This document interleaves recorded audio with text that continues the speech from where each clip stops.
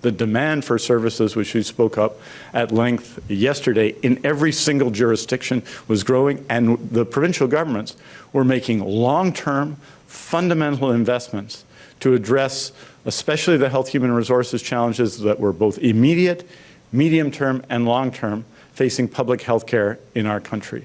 As you know, for the last year, the federal government has not responded to these requests for a meeting between the Prime Minister and Premiers with respect to the Canada Health Transfer. And that is disappointing, but not discouraging. Canadians believe in public health care, and Canadians want us to act. Yesterday, as all of you know, because you were in this room, we received some comments. I got a text about 12:57 yesterday after we'd had our morning meeting and just before we were going to have our news conference to suggest that the federal government was suggesting that there was more money going to be available under the Canada Health Transfer. The Prime Minister made some comments yesterday. He made some more today, reflecting a number of, I suppose you could call them, views about the issue.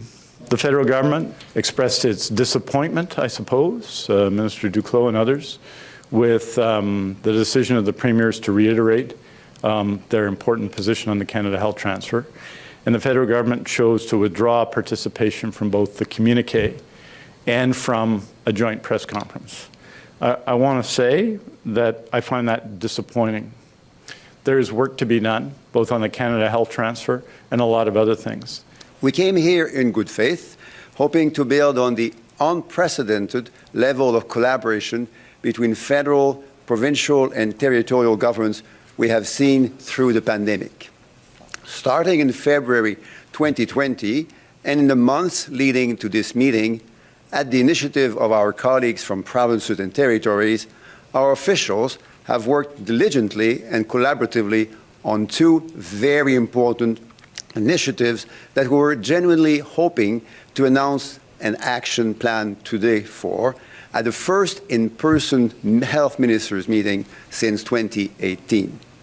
That is a pan-Canadian action plan to address health workforce challenges and to support health workers, and B, the pan-Canadian health data strategy to improve the quality and the safety of care to all Canadians.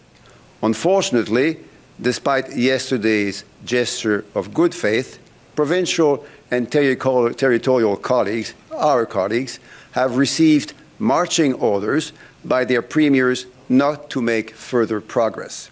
Once again, I will be very clear. Before we start talking about the means, we need to talk about the ends. And that can only happen and continue to happen at the health minister's table, and premiers need to let that happen.